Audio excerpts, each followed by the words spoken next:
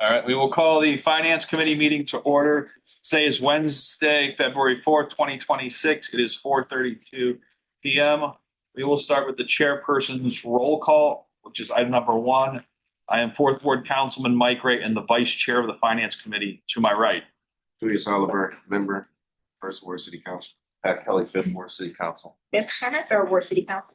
Harry Johnson, Water Department. Phil Sasser, Public Works. Mike Drummond, Building and Grounds, Street Department. Aaron Bishop, Health Department. Darrell Mayor. Jermaine Kitchen, CPAD. Jonathan Huff, Chief of Staff. Mike Durkin, Code Enforcement.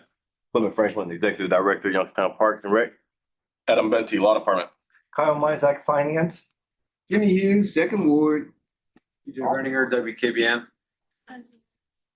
Stan Boney, WKBN. Shalice Bolash, Municipal Court. Kim Tuchin Youngstown Municipal. Melinda Vab, Court Administrator. Lindsay Plaskett Flurier. Lucky Day Con Leche. Sean Carpolo, Police Department. Andy Resnick, Communications. Today with Solid Waste District. Rick Deek, IT. Sharon Cole, Chiefs Police. City County 21 is. Ian Benston, YMDC. Rich Harvey, Finance. David Lavra, Special Events. William Perry Pfeiffer, Passairs Way Project. Errol, City Clerk. Thank you. Just some housekeeping and reminders for new folks or just general, the microphones are in the ceiling that pick up. Also, the cameras follow sound, so please, no sidebars. Making noise, rustling papers, we'll have the camera on you. So if you're on Facebook, posting your update and you're making noise, it's going to be looking at you. We do see that sometimes. If you're talking, come to the table. If you don't need to be at the table, save room for someone who's going to talk at the table. We'll start with the ordinances. Ordinance number 2.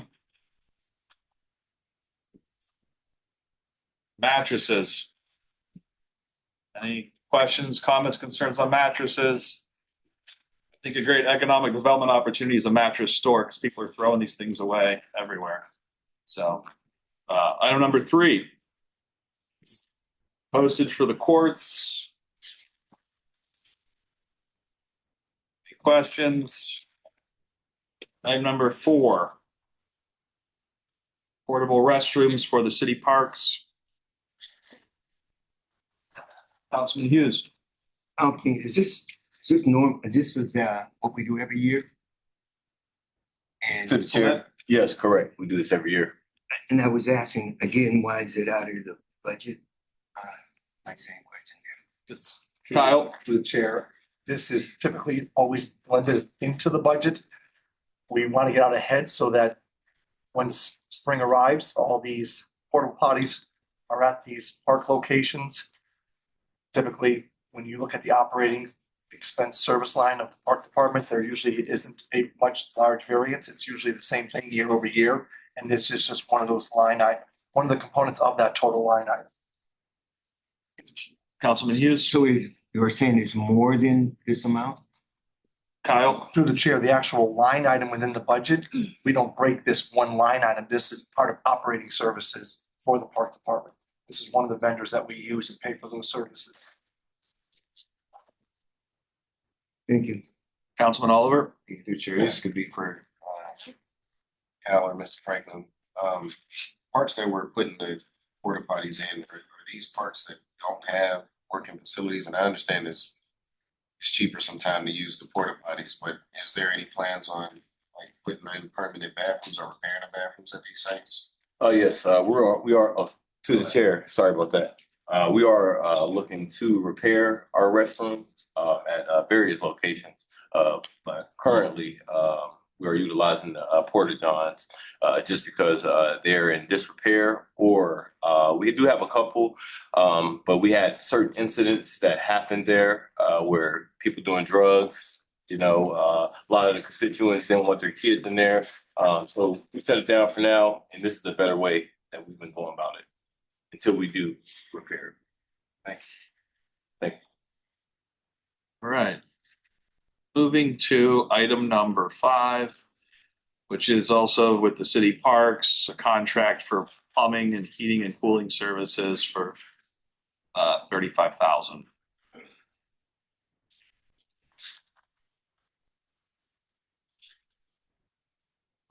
Hearing no questions, we'll move to item number 6. Landscaping and tree removal services throughout the city. I'm assuming this is for tree removal that is beyond what we can do with our forester. Mr. Franklin, is that yours? To the chair, yes, it's beyond our service. We don't have the cranes that they have as far as the capacity as employers. Thank you. Oh, I'm sorry. I was looking. Oh, were you? Okay. Go ahead, Samantha. Thank you through the chair. I just we have one bucket truck. Correct, yes. Okay, but we don't have any cranes, so this is for our larger tree jobs that we have to do. Yes, Okay. correct. And is this, let me give an example. On Outlook, you know, I have those big, large trees on Outlook Yes. that claw over. Well, would he cut like half a tree down and then we finish it, or this is like whole tree, one? And how are we spending this and how can it go far? Yeah, so it would be the whole tree. It's a situation, well, through the chair, it's a situation where we can't handle it at all. Okay. So that'll include the grinding the stump, removal of the stump as well, of course, the tree as well. So he's also doing stump removal. Correct. Thank you. Through the chair. Yes, go ahead. So just so we're clear, it's stump removal after he cut the tree. Right. Yeah. I can see it the other way around. Right. And just one more follow-up. Councilman Turner, go ahead. Thank you so much. And JC, we've worked with this contractor in the past, correct? If I'm not mistaken. Yeah, through the chair, yes, we have. Thank you so much. Thank you. Can I go back? Yes, Councilman Oliver. Just a quick question for the porta potties.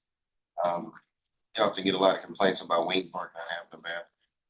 No, there were plans to do something with the bathrooms in Wayne Park. They were planning on putting a porta potty in Wayne Park as well. Mr. Franklin. Through the chair, so that's not my jurisdiction. Would it be David or? No, You don't know? it's still Wayne Park. still a city park. Yeah. I guess we could, We'll have a park. yeah, we'll park that there. Thank you. All right. Moving to item number 7, security for the parks, $190,000. I think we will have some question on this. Councilman Kelly. Thank you, Chair.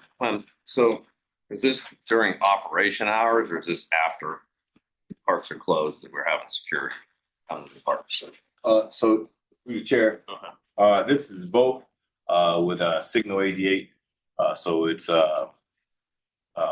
after hours as well, but also during hours of operation. So Go ahead. through the chair. So what is the times at the end? I'm just curious, like we're having damage to the parks. When does the security end? And Yes. So it's usually from dawn to dusk. But also later depending on what type of events, sorry, through the chair.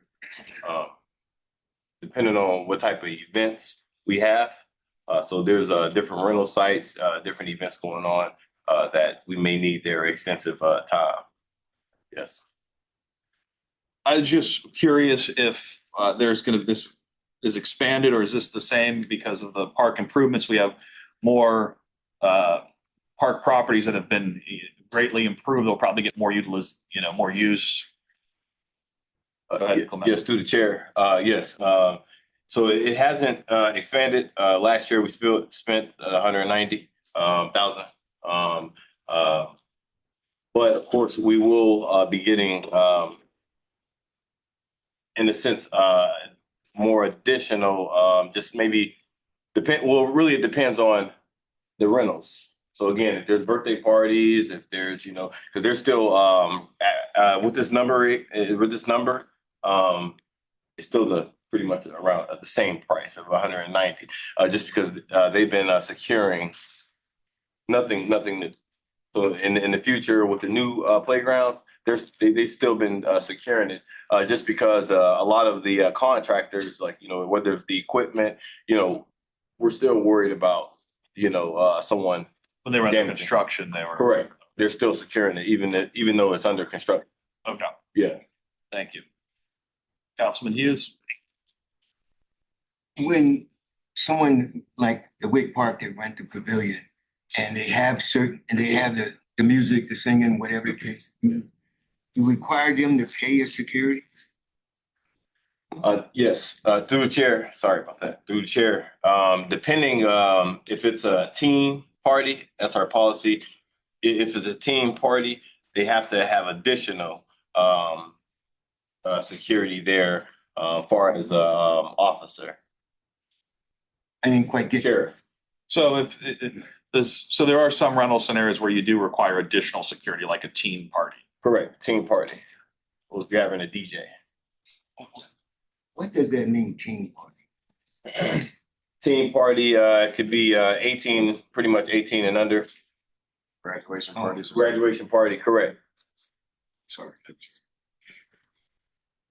So this security is more general security, looking for people vandalizing or doing mischievous acts. They would probably deter it or call the police. But if we're having an event, like I have a party, a teenage party, then you would require additional security, which would be not this group doing that Through the service. chair, that's correct. Okay. Yes. Councilman Hughes? I understand that sometimes the YPD officer, time and a half.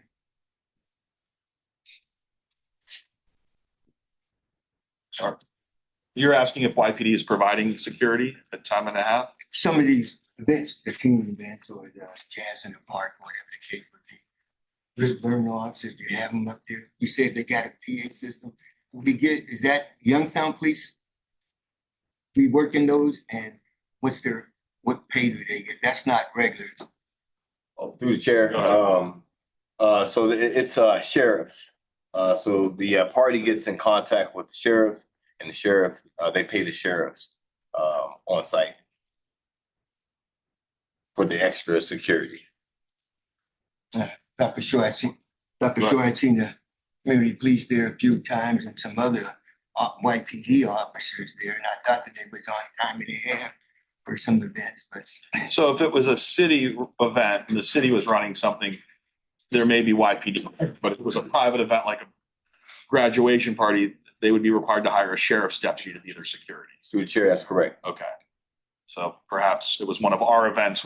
If community police was working, it was probably a city event. Yes. Okay. Any more questions?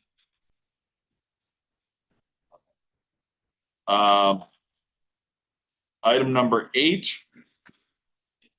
Golf Pro, Through the chair. Councilman Turner. Thank you. Clem, this salary, this contract,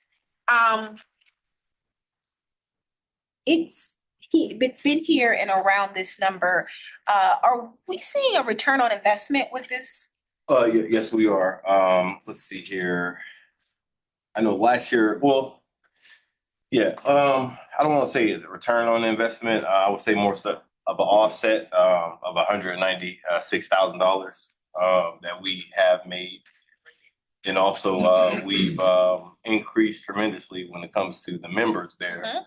And of course, we, created a free program, for the kids, city kids, also kids on the outskirts as well. And he manages that through the chair? Go ahead. Thank you. He manages that Him and I. program? Okay, together. He Correct. manages that.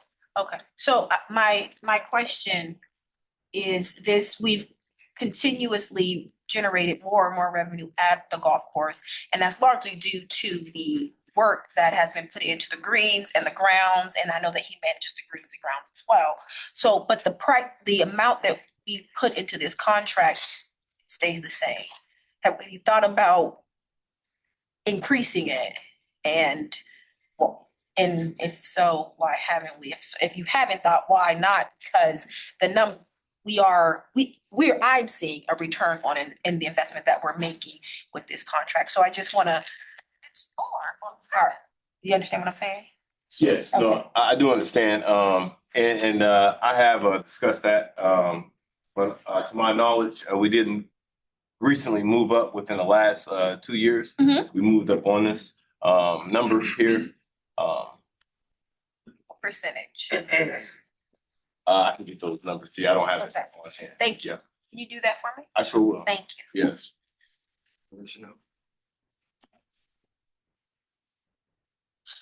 Moving to item number 9.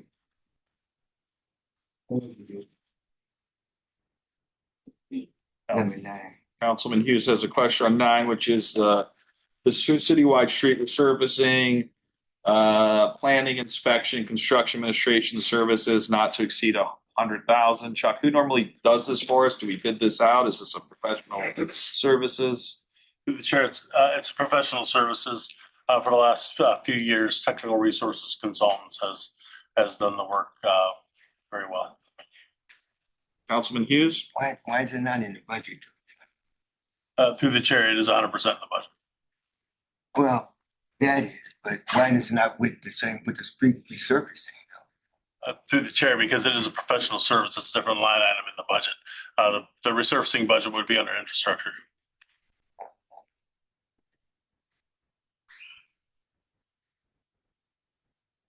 When it goes to the Board of Control, from there it gets paid after that. Through the chair, yes, but we have a professional service agreement contract that we execute, and just like any other. So when would this engineering go, services. excuse me, Go ahead. when would this go to the Board of Control? Through the chair, I'm not 100% sure. I'm not sure if it, most likely next week, 2 weeks from. Yeah, I guess it would be next week, sorry. 1 week from the mark. Councilman Oliver? Yeah, Chuck, I know we ask you this often, but this year when resurfacing, is it possible to come back with some different quotes on different materials? The reason I'm asking is because Market Street was just recently done with this winter, really towed up. So oftentimes people ask me, can we put down an additional inch? I know it costs more, or can we use a heavier grade material to make the streets last a lot longer? Through the chair, well, an additional inch of asphalt would be very expensive, because we put an inch and a half down, which is pretty much a standard, what we would call mill and fill on residential streets. Keep in mind, these are mostly residential streets.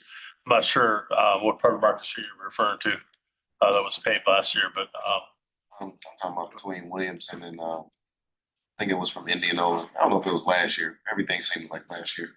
But between Williamson and Indianola. through the chair, that was a few years ago, I guess. That is a different, completely different approach. ODOT did that one. We're going to get to that legislation on number 12 for a very similar project. That was probably a 3-inch mill and fill. That's ODOT. We use the same material ODOT does. We have used the same ODOT specs for the general spec is 441 that we use. The mix design is performed by the contractor. We approve it. It is a pre-approved ODOT mix design. The recipe for the asphalt that we utilize. That's one we've been using for many years, and an inch and a half is our standard performance for whether it's take an inch and a half out, we put an inch and a half back. So I think though, we're not talking about resurfacing is separate from repair, and that would really be repair. I know we've started sealing cracks, which seem to extend the life of the roads, or should we be using a different filler on potholes on these major corridors are they pulled up as well, or? Through the chair, crack sealing is single-handedly the most effective means of pavement preservation. I haven't noticed any premature asphalt failures, whether it's a major corridor or any residential streets. Councilman Turner? So much through the chair. Chuck, you said inspection, is that like quality assurance on the work that is done, or this is all beforehand before you start doing the work? Through the chair, great question. It starts before with estimating and developing cost estimates and determining the limits of paving to meet within the budget. It continues on through contract administration, testing, and inspection as well. After.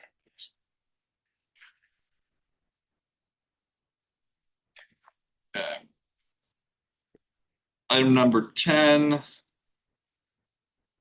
Salt. Again, Go ahead, Councilman Hughes. and we did something in December, the last council meeting, dealing with something similar to this. Can you refresh what that was? Sure, through the chair, I'm gonna take this one just because Mike's was in here last year. So what we did in December was most likely increasing in appropriations under a specific contract. This piece of legislation on number 10 that you're looking at is for the new contract that's gonna start in April. So ODOT will bid every year, and then we have that option whether we want to join in that bid and purchase salt through the Ohio Department of Transportation Cooperative Purchasing. That salt contract is highly locked down. In other words, if you don't get in, you're out. Like there's no way back in later, like other contracts for signs or traffic paint or something. That's pretty much open all year round. The salt contract is you got to let them know if you're in or you're out. So we need to know, they need to know whether we're going to join in the bid or not. So we will be, putting in our requests for a certain amount of tonnage for the year. And with that comes an MOU that they will release sometime in March that will go to Border Control. This is just authorizing that action. Councilman Hughes. I guess what confused me, because I was confused in December when we were doing it, but at least we was looking forward to seeing that snow. But we had that conversation year before, similar to that, about the money to do this and put our bins all ready to go with whatever that you put in the bin. It was a mixture of something that's going on. But for this 750,000, what I'm asking, what we did in December in this, is this the same pocket of money or we're talking about? Go ahead, Chuck. Through the chair, this would be like the 26 budget into 27. So this contract will start in about April. They'll have a summer fill, so you can fill your salt domes up so you're ready for the winter, and it just sits there all summer. Beyond that, you have into 27. So this contract will be good until April of 27. So this is the contract you're voting on today. Will be for this upcoming year. So we're just getting ready for next year. The contract that we're running close on the capacity.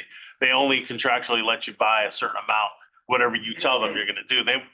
Through the chair, the purpose of this is that ODOT knows how much the salt companies are going to be required to pay. So they take all of the municipalities throughout the state and they add it all up and say, okay, this is our bid number. This much is for ODOT. This much is for everyone else.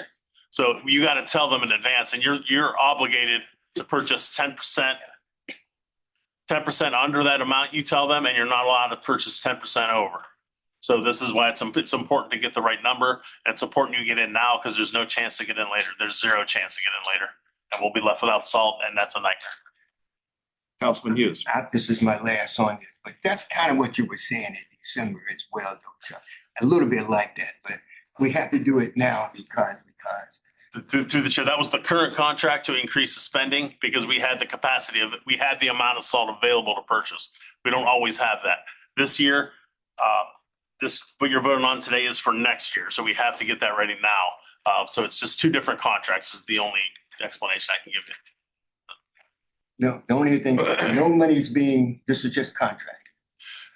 Through the chair, we don't know how much salt we're going to use until we know the price and until we give them up. We generally use about the same amount. And if we need more money to buy salt later, we'll come back to city council, I think. Kyle, you have any? Yes, through the chair. We went into December where the salt dome was not completely full. We had the ability to purchase more capacity because we were not at our limit. We came back to council. We asked council to give us the authority to spend up to that. We have to pay bills for delivery on salt from calendar 25 out of calendar 25 budget.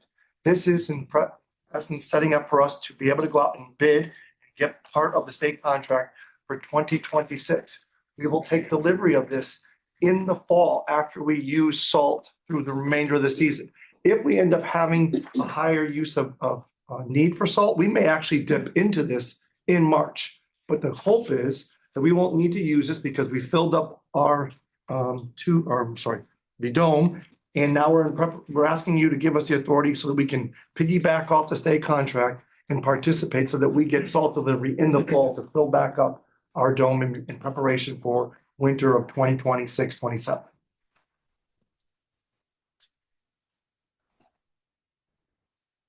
Anything else? It seems to be a pattern and we go from one to another with this.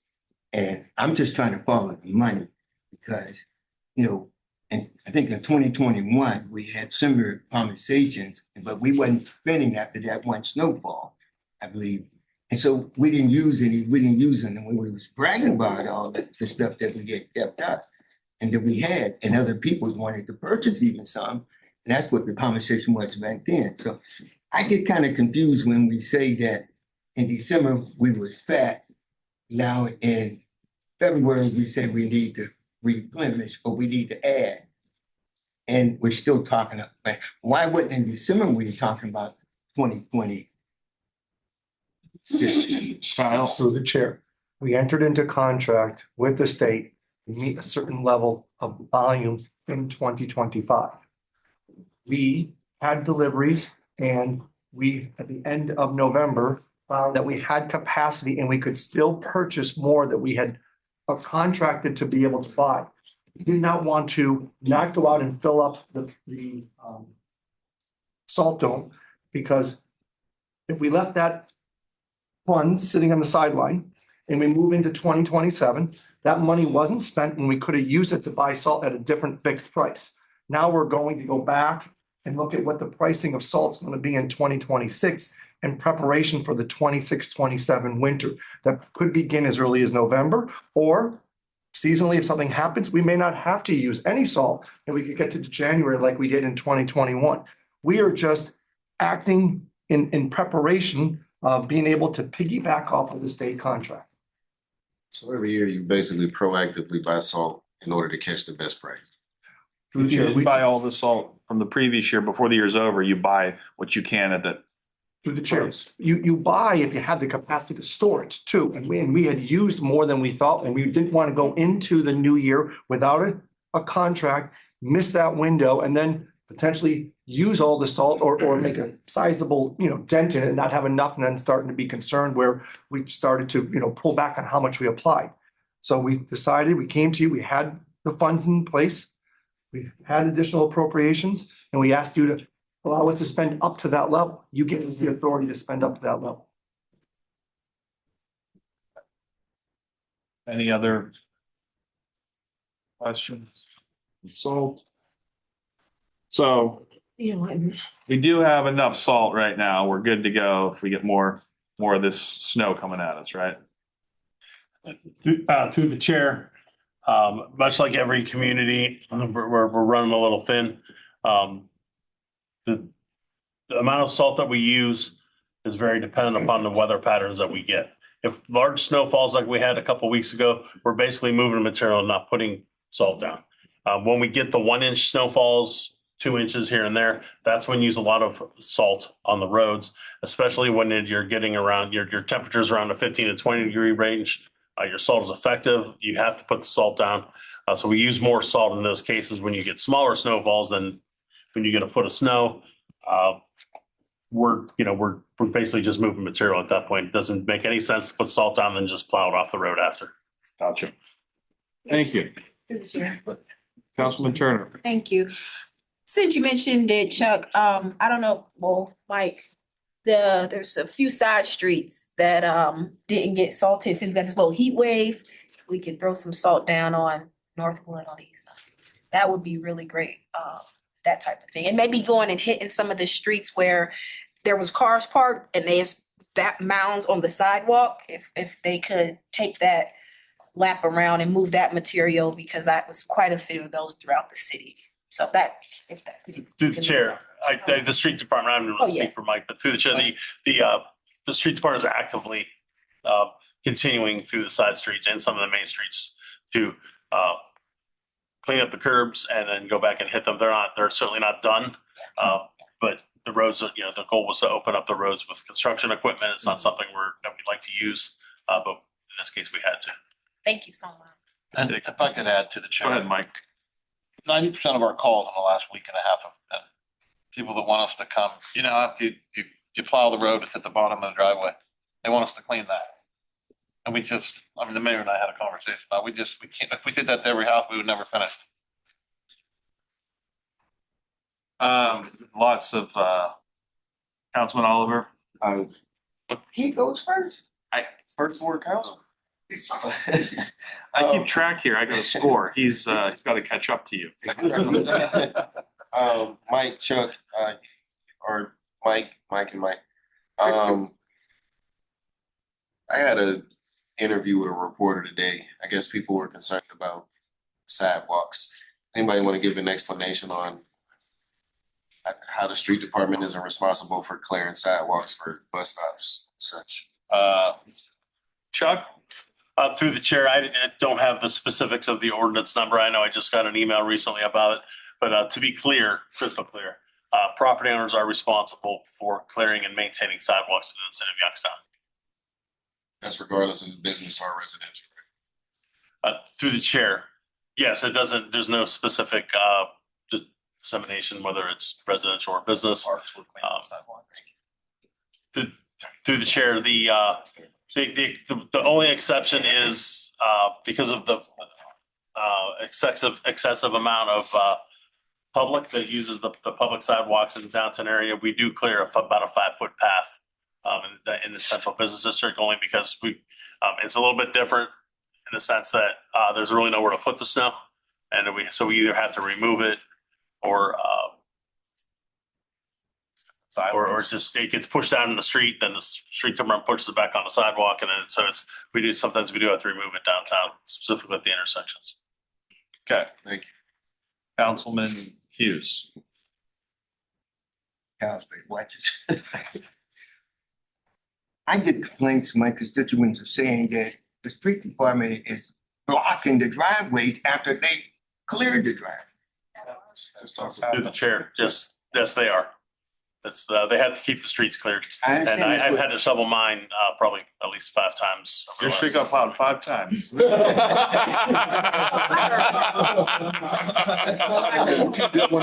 We'll be checking those snow routes. Right. Wow. Now we know what your trucks were. All right. And maybe my Zing. Walked right into that one. Yeah. Is there not something at times when you get to a driveway, maybe you can do a little UE going out a little bit so you don't block it 2 feet? You can just do maybe 6 inches over there? Chuck, so through the chair, for what it's worth, when I shovel my driveway, I actually shovel the street up from my driveway so that when the plow comes, they're not blocking my driveway. That's how I shovel my driveway. Well, I understand I think that. everybody does that. We do that, and then your plow trucks come back and shove everything back in there. That's all I'm saying. Can they be a little, Sure, it's your plow truck too. no, you didn't get recognized. We need some order on this. All right. This sounds like a good topic for another committee meeting. Maybe also some education or some, PSA on shoveling and whose responsibility is. But we're gonna keep plowing through this agenda and go to item number 11. I think we're on. You're killing me, man. This is another Market Street, okay? Yeah. Any comments on? All right, we'll go to 12 Through the then. chair. Up, Councilman Turner. Thank you. Who in economic development wants to talk about this grant? I can do the chair. I'll start. Go ahead, Kyle. Do the chair. Is there a question first or? Why don't you tell us where this is in our development toolkit? Kyle. We have a number of different development tools within our purse strings of the city. And one of them currently, because of the fact that we have been blessed over the last few years, be able to redirect ARP funds, the $10 million that were designated as lost revenue to the city's general fund. We have the opportunity with an $18 million, well, a $19 million investment, happening downtown at one of our older buildings, Mahoning National Bank building, where the redeveloper has put together a stack of roughly $18 million and is coming up short about $500,000. They are going to use a senior lender through a state and historical tax credit program. They've got PACE financing. They are also using a tax credit bridge. Then the owner equity, which is almost going to be about $3.5 million of their own income. They are asking if we could come along and assist to potentially get this project to completion. If we are able to, through council support, the return on that investment will be paid within probably at the most 4 years. When I say return, we're going to look at income tax that will be generated from all of the construction work that will take place to redevelop all those floors into private housing, along with some of the floor redevelopment into office space, and then the first floor for retail. The redeveloper is projecting to create 75 permanent, sorry, not 75, 71 market rate apartments between floors 5 and 13. Between floors 2 and 4, there's going to be retail space. And then, of course, the ground floor for retail. The administration looks at the project as being a significant anchor to, again, hopefully jumpstart additional activity downtown. As you are aware, the Port Authority is working with the county, and it looks like there's going to be discussions and possible arrangements and agreements signed where they're going to be moving county offices downtown. So again, to assist downtown businesses with business activity, we, the administration, believe it is imperative that we assist this redeveloper, and we're asking council to award the administration with the opportunity to work with the redeveloper, come up with an arrangement and agreement that we would provide a site economic development grant in the tune of about $500,000. Has also in that equation been looked at the revenue increase from water and wastewater, that a user like that putting 70 residential apartments in there, what kind of additional increase we would get? Has that been added? I mean, that'd be an additional revenue. I don't know that it would be as significant as the income tax, but. Through the chair, no, I've not actually quantified. Yes, we will see. I would believe that the accounts would be either 1 or 2 where the actual building owner, those accounts would be set up through that. So those would be commercial accounts, and we would generate additional revenue on the wastewater side and the revenue side, but it's all going to be based on consumption. So yes, there is upside to that. It's not going to be significant, but it's additional revenue that will be in the city's enterprise funds. Thank you. Councilman Hughes. License plate. Why are we using money from the license plates? What I'm trying to get at for that. How's that tied in with this building? If I'm on the right one. This one is. No, that's the next one Chair, down. that's the one below. We're at 11. Okay. Councilman Turner. Thank you. So this is an economic development site grant. Is that what you're calling it? Through the chair, yes. Okay, can you tell me how we determine how much the city assists a developer or business owner when they come into the city or the downtown? Kyle. Through the chair, we evaluate each opportunity individually. Do not go and create a It's kind of boutique. It's not a set deal. through the chair, correct. I could hand that off. No, with regards to economic development. Domain. Well, through the chair, there's no set formula. Each project stands on its own merit. We look at what the potential return would be in terms of deciding what incentive makes sense for that project. $100,000 project is not going to be weighed the same as an $18 million project, obviously. So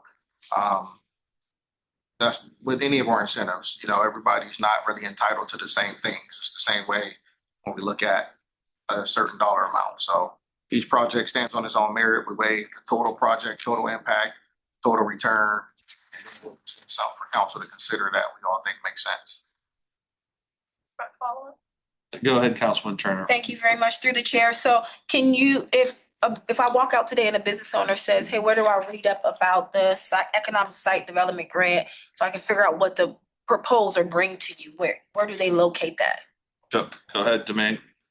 You can first of all send them to me, to my office, give them my number, and we'll look at their proposal and we'll, guide them in the right direction. But there are some things on the city's website, which is currently under construction or will be. Oh, okay. But right now, if you go to city departments, CPED, and click on those links, you'll see a list of resources that are available, whether you're a developer, business, or an individual.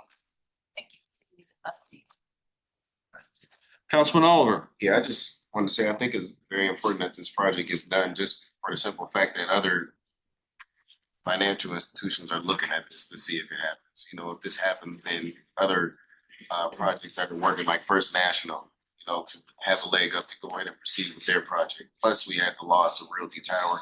It's going to add more residents into our downtown, more people supporting our downtown businesses. And this particular developer is committed to actually doing things in that building that will benefit the downtown, not just doing anything, but he wants to be an added addition and added value to the city of Youngstown. So I do support the project. I'd like to co-sponsor this piece. The clerk hear that? Yes. Councilman Oliver wants a co-sponsor. All right, we're gonna move to item 12. We have 7 pieces and about 50 minutes left, so this is a lightning round. We're gonna go to like real questions that are pertinent to the actual pieces of legislation in front of us pertaining to them. So item number 12.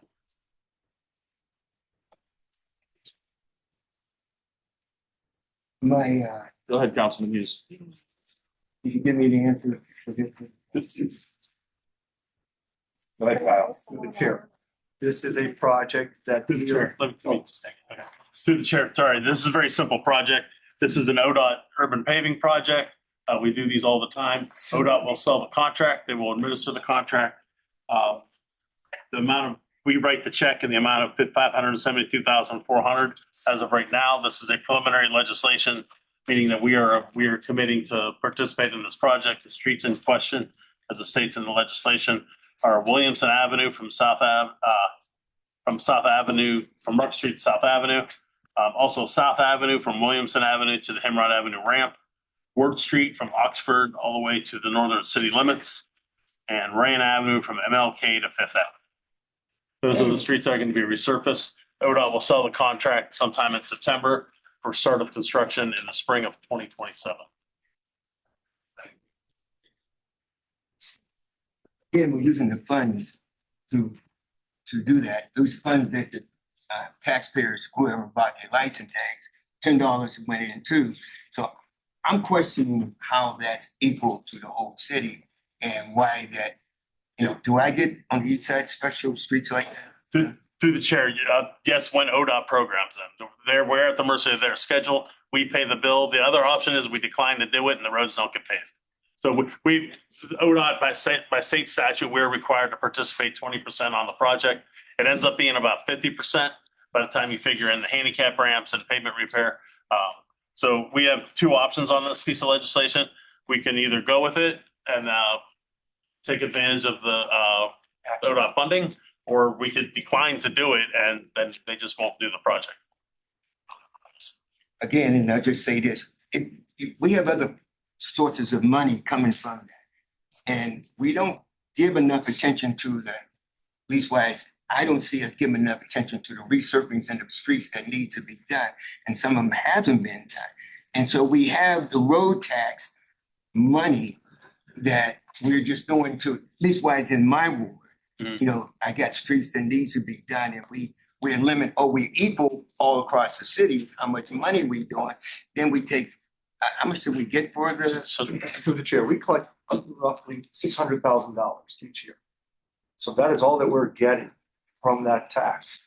And we spending it all in one pot, Through the chair, no, we are asking council to give us the authority to spend 1.3 to do paving.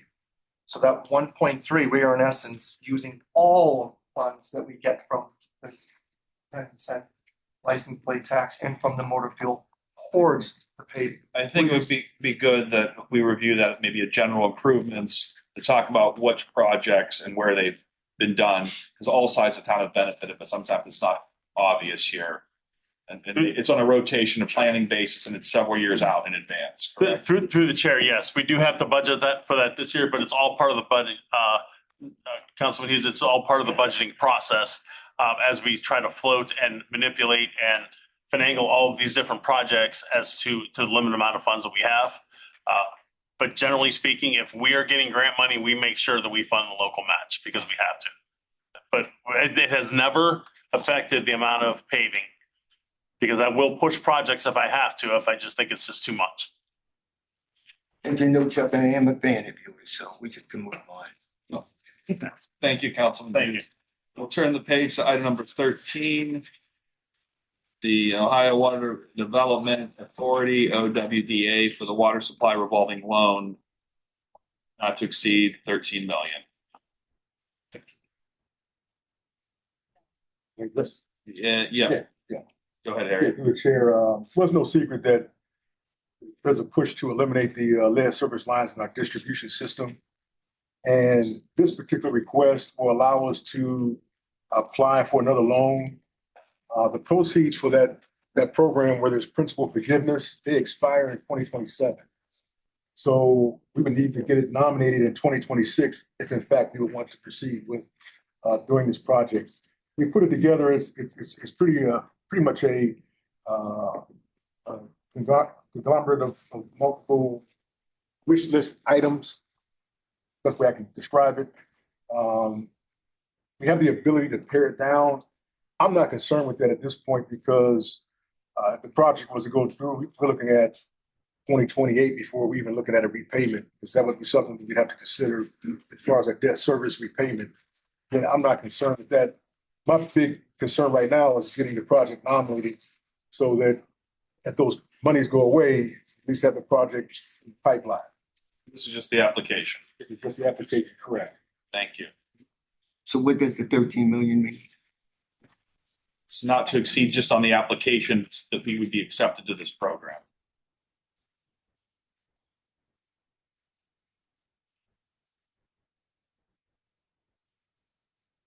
Okay.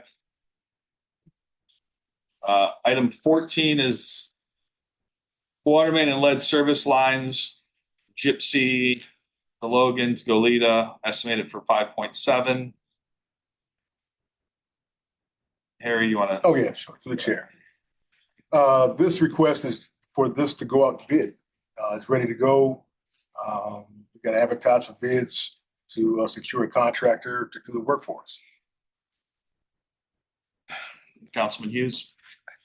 Okay, with a lead, these lines have lead in them and we're replacing them. How do we determine that? Go ahead, Harry. Thank you, Mr. Chairman. So if you recall, we had that campaign where we mailed out surveys to customers where they sent information back. We tracked it that way. In addition to, we tracked it when we during our meter change out project, when the installers go into the houses, they make note of any particular lead lines. Make a long story short, so we have an idea of most of the lead lines in that particular region. Some of them we don't. We'll uncover probably some on the project, but this is to do two things. Of course, address the lead line, and also we've been having issues with the 8-inch on Gypsy from Goleta to Logan. So this is part of that also. Like 14-inch on Bell Street that just went out.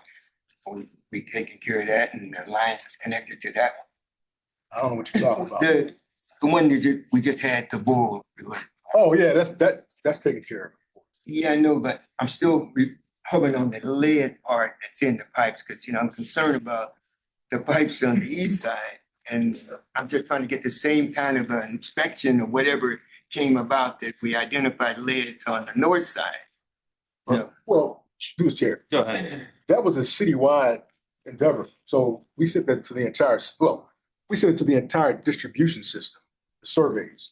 And the meter replacement, that was a system-wide also. So we have the information for the entire system.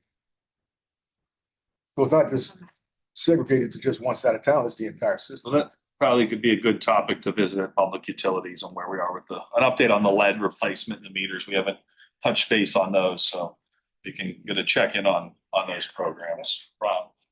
Councilman Turner? Thank you. It actually really just have a statement. This project is now going out for bid, and last year for the large part of the summer, one of the streets that are part of this project was down, and we got a really great, beautiful replacement. We got new curbs, trees taken down, and now we have to dig it all up to do this. So I'm just looking for more cross-department communication about projects that are happening, because this will shut us down again on the street. So I do wish we could have made this happen at the same time. Okay, well, it was a statement we don't have to answer. We only have 5 minutes, so. Moving on to item number 15. Through the chair, I can take 15 and 17. Okay. The same. Thank you. It's essentially a grant that we secured to eliminate lead service lines. Like $500,000. I forget what the number, it gave me that number as far as the number of lead lines we're looking to replace. But these proceeds pay for the man hours and the copper that we need to purchase to replace the lead service lines. So that's what this is. This is accepting the grant. The other one is just appropriating it to the budget to account for the $500,000 coming in and going out as part of the water department budget, number 17. Item number 16. Any questions on the 10,000 into the drug law enforcement fund from operating service? No. Item 18. Another water one. $8 million one. Is this similar to the one we had at To the chair. Just like number 14, the state has changed policy. The state is no longer going to front the city or any community across the state where large projects in the past, they would pay for the project. Once the project was completed, we would then pay the debt service. State now has all communities paying for the projects up front and then asking for reimbursement. And after they reimburse us, they will then give us a 30-year debt schedule. As number 14, what's happened is we're going out to bid. Once we have bid a project, we then have to come back and ask you to appropriate it based on the lowest bid. That's what we're doing now for the Buckeye Trap project. Just like Harry, wastewater is going to be doing the same thing. We are no longer going to have the state paying vendors on our behalf. We are now going to have to pay the vendors up front and then on a timely manner request reimbursement and actually track each of these projects. So you're going to see, like the one that we're working on right now, we're going to be requesting that $43 million to be appropriated on the wastewater side for what we're doing for the combined overflow.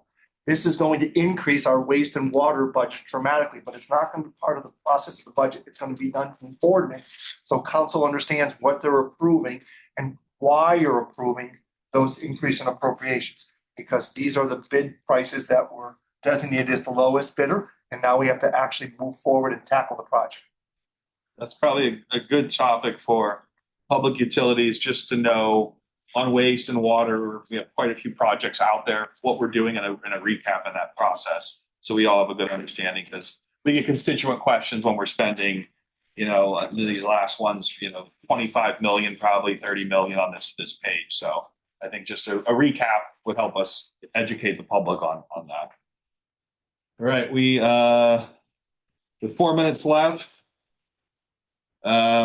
I will take a motion to take ordinances 2 through 18 to the council floor for consideration and passage. Second. All right, it's been moved and seconded to take ordinance items 2 through 18 to the council floor for consideration and passage. Can I ask?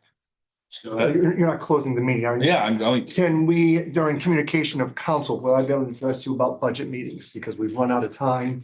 Yeah, we can discuss that in the council meeting. That would Be fine. Right. Second.